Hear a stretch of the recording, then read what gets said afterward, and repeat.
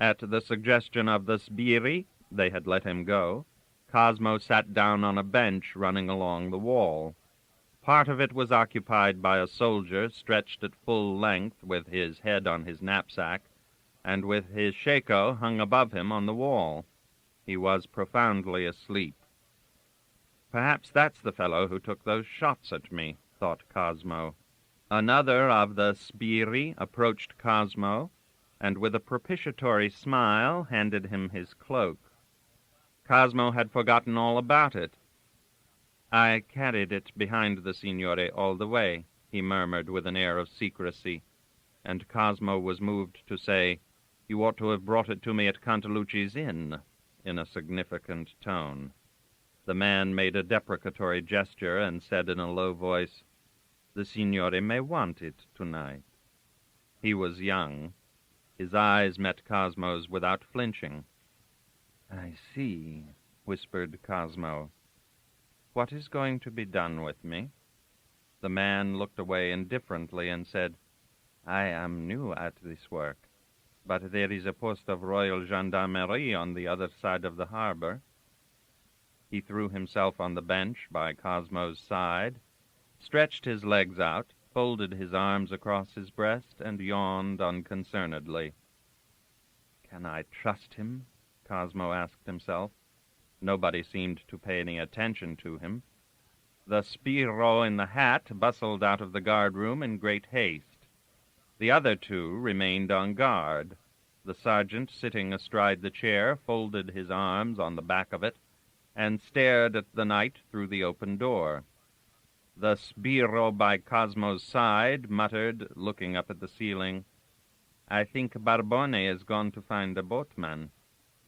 From this, Cosmo understood that he was going to be taken across the harbor and given to the gendarmes.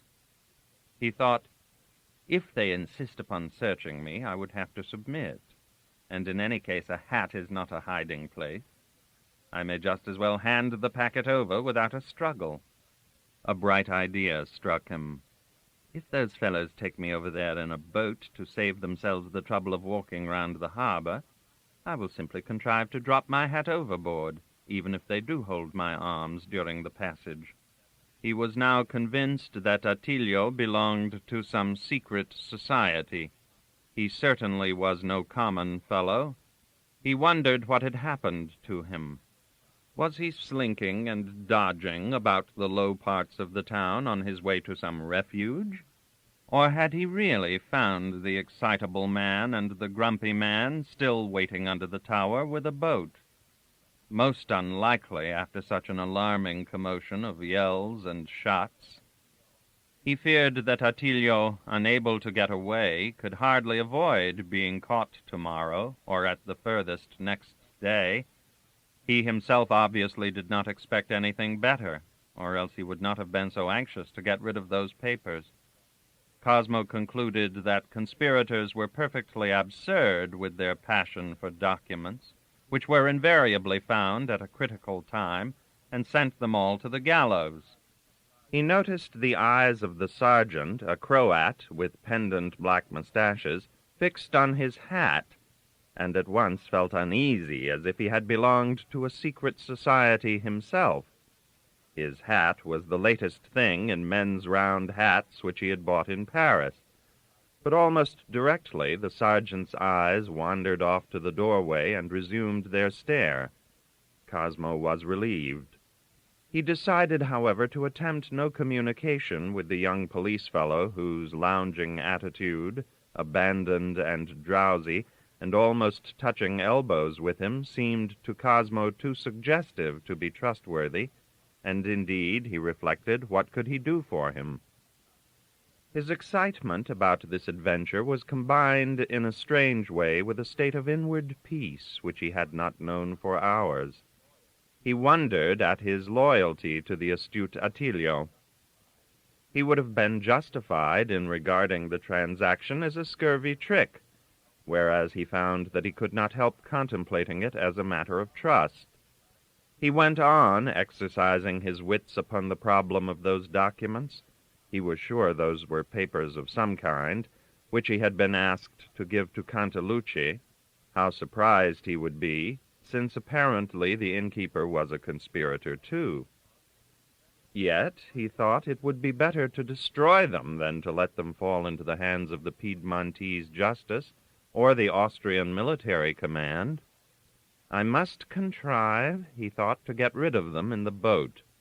I can always shake my hat overboard accidentally, but the packet would float, and some boatman would be sure to find it during the day.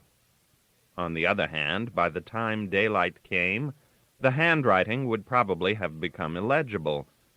Or perhaps not. Fire, not water, was what was needed. If there had been a fire in that inexpressibly dirty guardroom, he would have made use of it at once under the very noses of those wild-looking Croats. But would that have been the proper thing to do in such a hurry? He had not come to any conclusion before Barbone returned, accompanied by a silver-haired, meek old fellow with a nut-brown face, barefooted and bare-armed, and carrying a pair of sculls over his shoulder, whom Barbone pushed in front of the sergeant. The latter took his short pipe out of his mouth, spat on one side, looked at the old man with a fixed, savage stare, and finally nodded. At Cosmo he did not look at all, but to Barbone he handed a key with the words, "Bring it back." The sbirri closed round Cosmo, and Barbone uttered a growl with a gesture towards the door. Why Barbone should require a key to take him out of doors, Cosmo could not understand, unless it were the key of liberty. But it was not likely that the fierce Croat and the gloomy Barbone should have indulged in symbolic actions. The mariner with the sculls on his shoulder followed the group patiently to where, on the very edge of the quay, the Austrian soldier with his musket shouldered paced to and fro across the streak of reddish light from the garrison door. He swung round and stood very martial in front of the group, but at the sight of the key exhibited to him by Barbone, moved out of the way. The air was calm but chilly.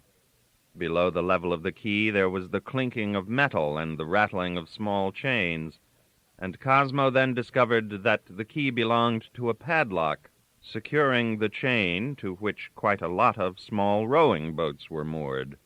The young policeman said from behind into Cosmo's ear, "The signore is always forgetting his cloak," and threw it lightly on Cosmo's shoulders. He explained also that every night all the small boats in the port were collected and secured like this on both sides of the port, and the Austrians furnished the sentry to look after them on this side.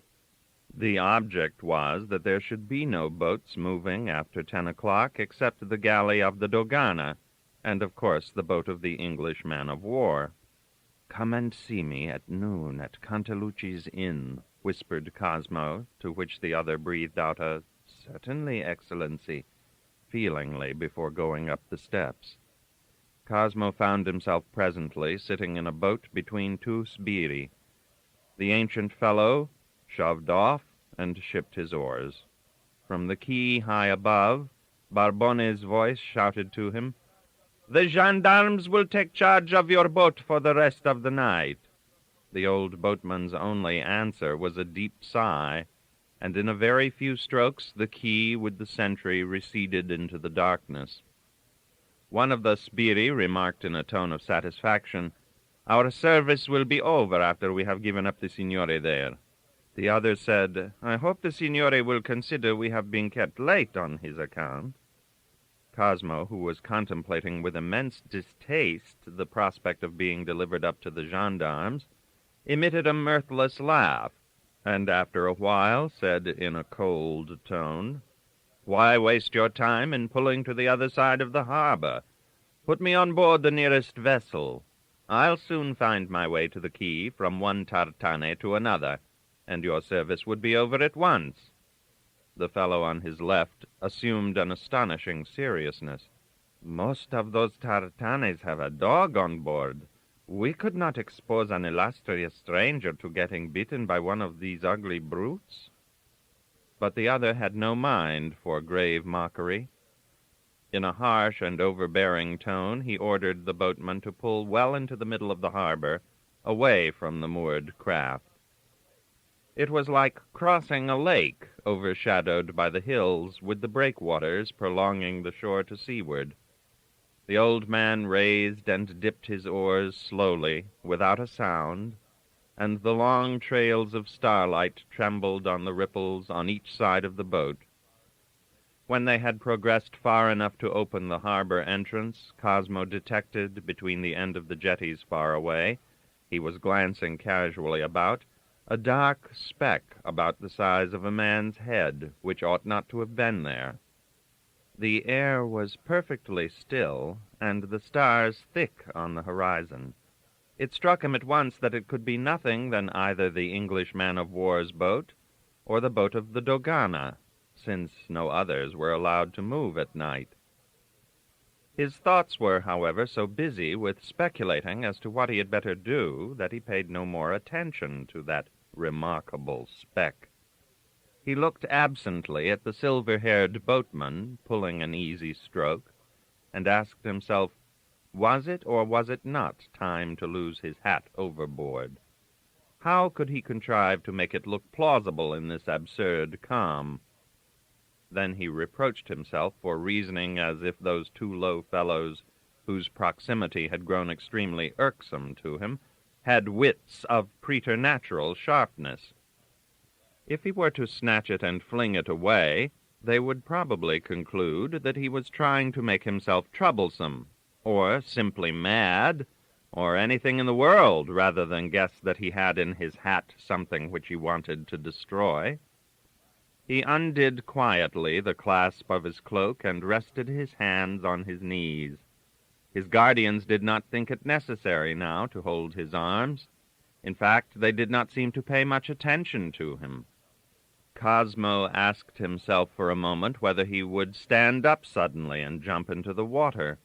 Of course he knew that fully clothed, and in his boots, they would very soon get hold of him, but the object would have been attained. However, the prospect of being towed behind a boat to the custom-house quay by the collar of his coat, and being led into the presence of the gendarmes looking like a drowned rat, was so disagreeable that he rejected that plan.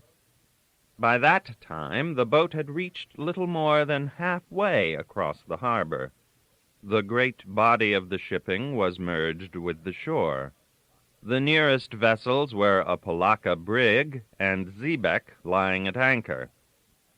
Both were shadowy, and the last, with her low spars, a mere low smudge on the dim sheen of the water. From time to time, the aged boatman emitted a moan. The boat seemed hardly to move. Everything afloat was silent and dark.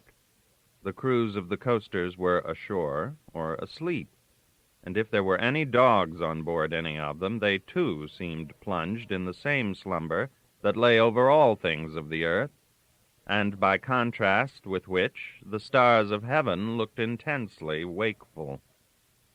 In the midst of his perplexities, Cosmo enjoyed the feeling of peace that had come to him directly his trouble had begun. "We will be all night getting across," growled suddenly the man on his left. "I don't know what Barbone was thinking of to get this antiquity out of his bed." "I told him there was hardly any breath in my old body," declared the boatman's tranquil voice. Apparently, in order to speak, he had to cease rowing, for he rested on his oars while he went on in the grave-like silence. "But he raged like a devil, and rather than let him wake up all the neighbors, I came out. I may just as well die in the boat as in bed." Both sbirri exclaimed indignantly against Barbone, but neither offered to take the sculls. With a painful groan, the old man began to pull again. Cosmo asked, "What's that dark thing between the heads of the jetties?" One of his captors, turning his head to look, said, "That must be the galley. I wish she would come this way. We would ask her for a tow." The other man remarked sarcastically, No fear. They are all snoozing in her, except one, perhaps, to keep a lookout. It's an easy life. Voga, vecchio, voga. Cosmo thought suddenly that if by any chance the man-of-war boat happened to be pulling that way, he would hail her without hesitation. And surely the officer in charge would not leave him in the hands of those villains without at least listening to his tale. Unluckily, their way across the harbor did not take them near the man-of-war. The light at her mizzen peak seemed to Cosmo very far away, so that if it had not burned against the dark background of the land, it would have seemed more distant than any star, and not half as brightly vigilant. He took his eyes from it, and let them rest idly on the water ahead. The sbirro on his right emitted an immense yawn. This provided the other to mutter curses on the tediousness of all this affair. Cosmo had been too perplexed to feel bored. Just then, as if in antagonism to those offensive manifestations, he felt very alert. Moreover, the moment when something would have to be done was approaching, a tension of all his senses accumulating in a sort of overall impatience. While in that state, staring into the night, he caught sight of the man-of-war's boat. But was it? Well, it was something dark on the water, and as there was no other boat about, it was small, well, far off, and probably end on. He had heard no sound of rowing, lying on her oars. He could see nothing now. Well, here goes, on the chance. Without stirring a limb, he took a long breath and let out the shout of, "Boat ahoy!" with all the force of his lungs. The volume of tone astonished himself. It seemed to fill the whole of the harbor so effectually that he felt he needn't shout again, and he remained as still as a statue. The effect on his neighbors was that both gave a violent start, which set the boat rolling slightly, and in their bewilderment they bent forward to peer into his face with immense eyes. After a time, one of them asked in an awestruck murmur, "What's the matter, signore?" and seized his cloak. The other, Cosmo heard distinctly whisper to himself, "That was a war cry," while he also grabbed the cloak. The clasp being undone, it slipped off Cosmo's shoulders, and then they clung to his arms. It struck Cosmo as remarkable that the old boatman had not ceased his feeble rowing for a moment. The shout had done Cosmo good. It re-established his self-respect somehow, and it sent the blood moving through his veins as if indeed it had been a war cry. He had shaken their nerves. If they had not remained perfectly motionless, holding his arms, there would have started a scrimmage in that boat which would certainly have ended in the water. But their grip was feeble. They did nothing but, bending towards each other in front of Cosmo till their heads almost touched, watched his lips from which such an extraordinary shout had come. Cosmo stared stonily ahead as if unconscious of their existence, and again he had that strange illusion of a dark spot ahead of the boat. He thought, "That's no illusion. What a fool I was. It must be a mooring buoy." A couple of minutes elapsed before he thought again, "That old fellow will be right into it presently." He didn't consider it his business to utter a warning, because the bump he expected happened almost immediately. He had misjudged the distance. Owing to the slow pace, the impact was very slight, slighter even than Cosmo expected against such a heavy body as a mooring buoy would be. It was really more like a feeble, hollow sound than a shock. Cosmo, who was prepared for it, was really the one that felt it at once, and the ancient boatman looked sharply over his shoulder. He uttered no sound, and did not even attempt to rise from the thwart. He simply, as it seemed to Cosmo, let go the oars. The sbirri only became aware of something having happened after the hollow bump was repeated, and Cosmo had become aware that the object on the water was not a buoy, but another boat, not much bigger than theirs. Then they both exclaimed, and in their surprise their grip relaxed. One of them cried in astonishment, "An empty boat!" It was indeed a surprising occurrence. With no particular purpose in his mind, Cosmo stood up, while one of the sbirri stood up either to catch hold of the boat or push it away, for the two boats were alongside each other by that time. A strange voice in the dark said very loud, "The man in the hat!" And as if by enchantment, 3 figures appeared, standing in a row. Cosmo had not even the time to feel surprised. The 2 boats started knocking about considerably, and he felt himself seized by the collar and one arm and dragged away violently from between the 2 sbirri by the power of irresistible arms, which as suddenly let him go, as if he were an inanimate object, and he fell heavily in the bottom of the second boat, almost before his legs were altogether clear of the other. During this violent translation, his hat fell off his head without any scheming on his part. He was not exactly frightened, but he was excusably flustered. One is not kidnapped like this without any preliminaries every day. He was painfully aware of being in the way of his new captors. He was kicked in the ribs, and his legs were trodden upon. He heard blows being struck against hard substances which he knew were human skulls because of the abortive yells ending in groans. There was a determination and ferocity in this attack, combined with the least possible amount of noise. All he could hear were the heavy blows and the hard breathing of the assailants. Then came a sort of helpless splash. Somebody will get drowned, he thought. He made haste to pull himself forward from under the feet of the combatants. Luckily for his ribs, they were bare, which also added to the quietness of that astonishing development. Once in the bows, he sat up, and by that time everything was over. 3 shadowy forms were standing in a row in the boat, motionless, like laborers who had accomplished a notable task. The boat out of which he had been dragged was floating within a yard or 2, apparently empty. The whole affair, which could not have lasted more than a minute, seemed to Cosmo to have been absolutely instantaneous. Not a sound came from the shipping along the quays, not even from the brig and the xebec, which were the nearest. A sense of final stillness, such as follows, for instance, the explosion of a mine, and resembles the annihilation of all one's perceptive faculties, took possession of Cosmo for a moment. Presently he heard a very earnest but low voice cautioning the silent world, "If you dare make a noise, I will come back and kill you." It was perfectly impersonal. It had no direction, no particular destination.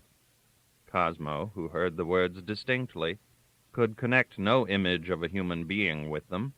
He was roused at last when, dropping his hand on the gunwale, he felt human fingers under it. He snatched his hand away as if burnt, and only then looked over. The white hair of the old boatman seemed to rest on the water right against the boat's side. He was holding on silently, even in this position displaying the meek patience of his venerable age, and Cosmo contemplated him in silence. A voice not at all impersonal this time said from the stern sheets, "Get out your oars!"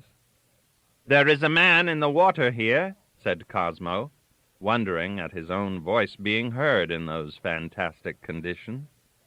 It produced, however, the desired effect, and almost as soon as he had spoken, Cosmo had to help a bearded sailor, who was a complete stranger to him, to haul the old man inside the boat. He was no great weight to get over the gunwale, but they had to handle him as if he had been drowned. He never attempted to help himself. The other men in the boat took an interest in the proceedings. "Is he dead?" came a subdued inquiry from aft. "He is very old and feeble," explained Cosmo in an undertone. Somebody swore long but softly, ending with the remark, "Here's a complication." "That scoundrel Barbone dragged out a dying man," began Cosmo impulsively.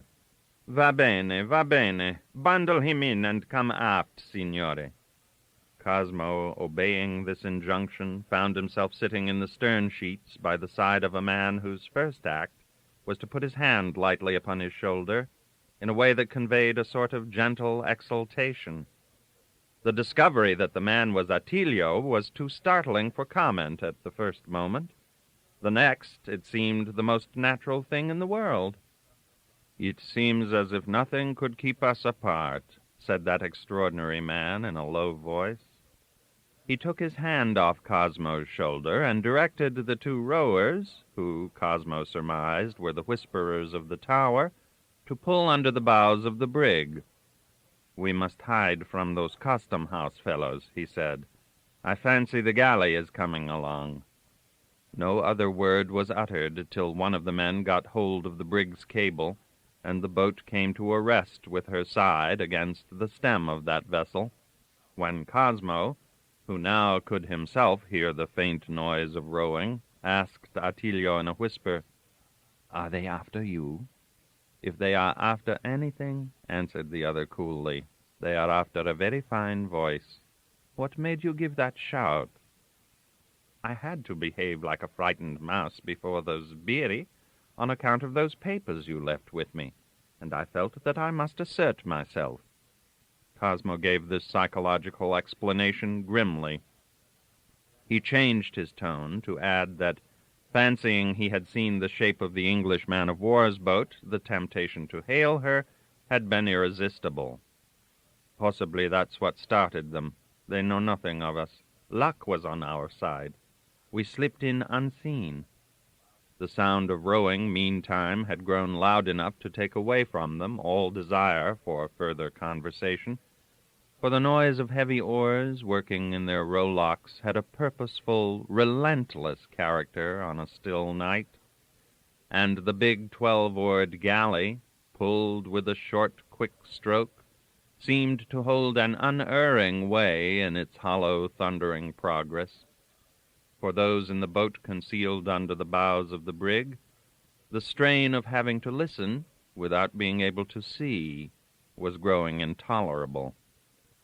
Cosmo asked himself anxiously whether he was going to be captured once more before this night of surprises was out. But at the last moment the galley swerved and passed under the stern of the polacca as if bent on taking merely a sweep round the harbor.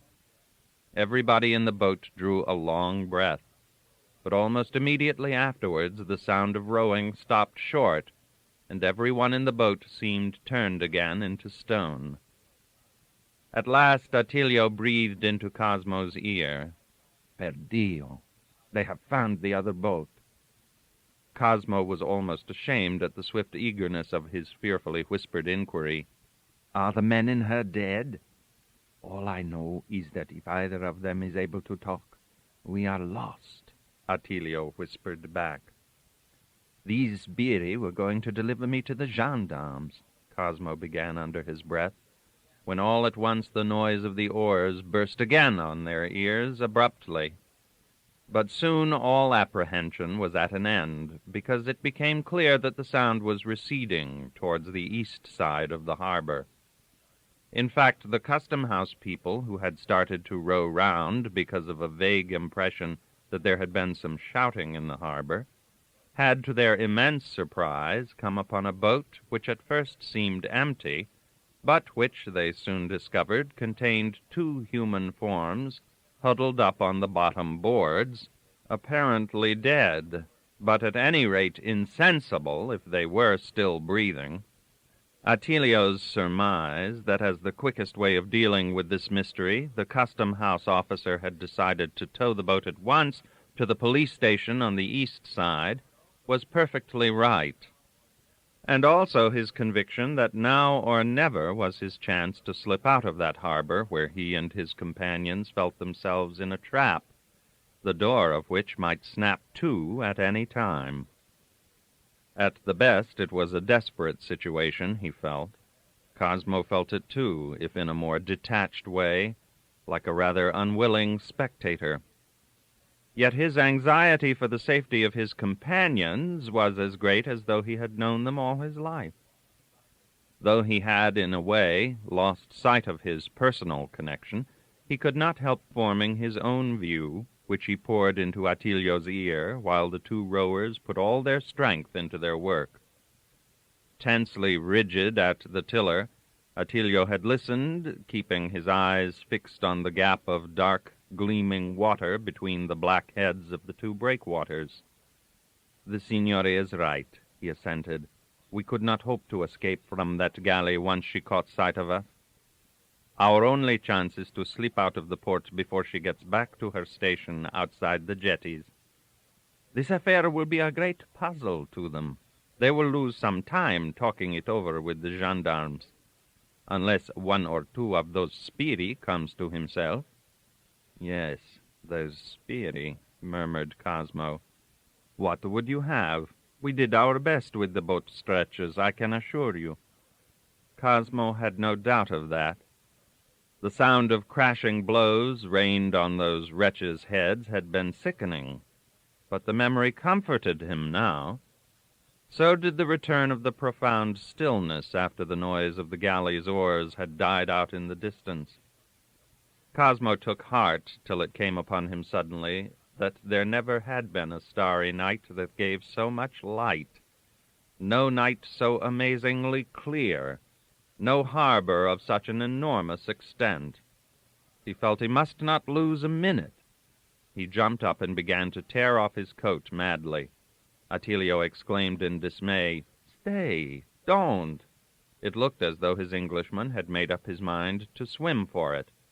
But Cosmo, with a muttered, "I must lend a hand," stepped lightly forward past the rowers and began to feel under thwarts for a spare oar. Before he found it, his hand came in contact with a naked foot. This recalled to him the existence of the ancient boatman. The poor old fellow, who had taken no part in the fray, had fallen overboard from mere weakness and had had a long soaking in chilly water. He lay curled up in the bows, shivering violently like a dog.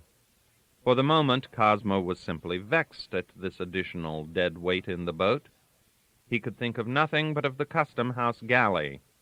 He imagined her long, slim, cleaving the glassy water, as if endowed with life, while the clumsy tub in which he sat felt to him a dead thing, which had to be tugged along by main force every inch of the way. He set his teeth hard and pulled doggedly as if rowing in a losing race, without turning his head once. Suddenly he became aware of the end of the old mole gliding past the boat, and that Attilio, instead of holding on this way, had taken a sweep and was following the outer side of the breakwater towards the shore. Presently, at his word, the oars were taken in, and the boat floated arrested in shallow water amongst the boulders strewn along the base of the mole. The men panted after their exertions. Not a breath of wind stirred the chilly air. Cosmo returned aft and sat down by Attilio after putting on his coat. It seemed as though Attilio, while steering with one hand, had managed with the other to go through the pockets of Cosmo's coat, for his first words, murmured in an anxious tone, were, "Signore, where are those papers?" Cosmo had forgotten all about them. The shock was severe. "The papers?" he exclaimed faintly. "In my hat." "Yes, I put them there. You had it on your head in the boat. I recognized you by it." "Of course I had it on. Where is it?" "God knows," said Attilio bitterly. "I was asking you for the papers." "I only discovered that the packet was in my hat after I put it on," protested Cosmo. "4 sbirri were standing over me already." "Is it possible?" exclaimed Attilio very low. "Afterwards I was watched all the time." while they were exchanging those words in the extremity of their consternation, the man nearest to them went down suddenly on his knees and began to grope under the thwarts industriously. Having heard the word hat, he had remembered that while battling with the sbirri, he had trodden on some round object which had given way under his foot. He assured the signore that it was a thing that could not be helped, while he tendered to him apologetically the rim with one hand and the crown with the other. It was crushed flat like an empty bag, but it was seized with avidity, and presently Cosmo's feelings were relieved by the discovery that it still contained the parcel of papers. Attilio took possession of it with a low, nervous laugh. It was an emotional sound which, coming from that man, gave Cosmo food for wonder during the few moments the silence lasted before Attilio announced in a whisper, "Here she is." Cosmo, looking seaward, saw on the black and gleaming water, polished like a mirror for the stars, an opaque hummock resembling the head of a rock, and he thought that the race had been won by a very narrow margin. The galley, in fact, had reached the heads of the jetties a very few minutes only after the boat. On getting back to his station, the officer in the galley pulled about 50 yards clear of the end of the old mole and ordered his men to lay oars in. He had left the solution of the mystery to the police. It was not his concern, and as he knew nothing of the existence of an outside boat, it never occurred to him to investigate along the coast. Attilio's boat, lurking close inshore, was invisible from seaward. The distance between the two was great enough to cause the considerable clatter which is made when several oars are laid in together at the word of command to reach Cosmo only as a very faint, almost mysterious sound. It was the last he was to hear for a very long time. He surrendered to the soft and invincible stillness of air and sea and stars, enveloping the active desires and the secret fears of men who have the somber earth for their stage. At every momentary pause in his long and fantastic adventure, it returned with its splendid charm and glorious serenity, resembling the power of a great and unfathomable love, whose tenderness, like a sacred spell, lays to rest all the vividities and all the violences of passionate desire. Dreamily, Cosmo had lost control of the trend of his thoughts, as one does on the verge of sleep. He regained it with a slight start and looked up at the round tower looming up bulky at the water's edge. He was back again, having completed the cycle of his adventures and not knowing what would happen next. Everybody was silent. The two men at the thwarts had folded their arms and had let their chins sink on their breasts, while Attilio, sitting in the stern sheets, held his head up in an immobility to which his open eyes lent an air of extreme vigilance. The waste of waters seemed to extend from the shores of Italy to the very confines of the universe, with nothing on it but the black spot of the galley, which moved no more than the head of a rock. "We can't stay here till daylight," thought Cosmo. That same thought was in Attilio's mind. The race between his boat and the galley had been very close. It was very probable that had it not been for Cosmo volunteering to pull the third oar, it would have resulted in a dead heat, which of course would have meant capture. As it was, Attilio had just escaped being seen by pulling short round the jetty instead of holding on into the open sea. It was a risky thing to do, but then, since he had jeopardized the success of his escape through his desire to get hold of Cosmo again, there was nothing before him but a choice of risks. Attilio was a native of a tiny white townlet on the eastern shore of the Gulf of Genoa, His people were all small cultivators and fishermen. Their name was Pieski, from whose blood came the well-known conspirator against the power of the Dorias in the days of the Republic. Of this fact Attilio had heard only lately. Cantalucci had told him with a certain satisfaction. In his early youth, spent on the coast of the South American continent, he had heard much talk of a subversive kind, and had become familiar with the idea of revolt, looked upon as an assertion of manly dignity and the spiritual aim of life. He had come back to his country about 6 months before, and beholding the aged faces of some of his people in the unchanged surroundings, it seemed to him that it was his own life that had been very long, though he was only about 30.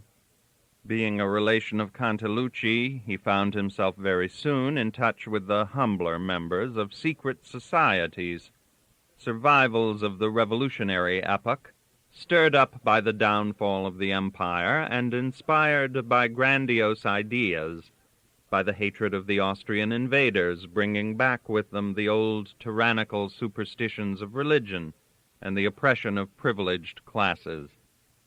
Like the polite innkeeper, he believed in the absolute equality of all men. He respected all religions, but despised the priests who preached submission, and perceived nothing extravagant in the formation of an Italian empire, of which he had the first hint from the irritable old cobbler, the uncle of Cecchina, since there was a great man, a great emperor, to put at its head, very close at hand. The great thing was to keep him safe from the attempts of all these kings and princes now engaged in plotting against his life in Vienna, till the hour of action came. No small task, for the world outside the ranks of the people was full of his enemies. Attilio, still and silent by Cosmo's side, was not reproaching himself for having gone in the evening to say goodbye to Cecchina. The girl herself had been surprised to see him, for they had said goodbye already in the afternoon. But this love affair was not quite 2 months old, and he could not have been satisfied with a hurried, wordless goodbye, snatched behind a half-closed door, with several people drinking at the long table in Cantalucci's kitchen on one side, and a crabbed old woman ruminating noisily in a storeroom at the end of the dark passage. Cecchina had, of course, reproached him for coming, but not very much. Neither of them dreamed of there being any danger in it. Then, straight out of her arms, as it were, he had stepped into that ambush.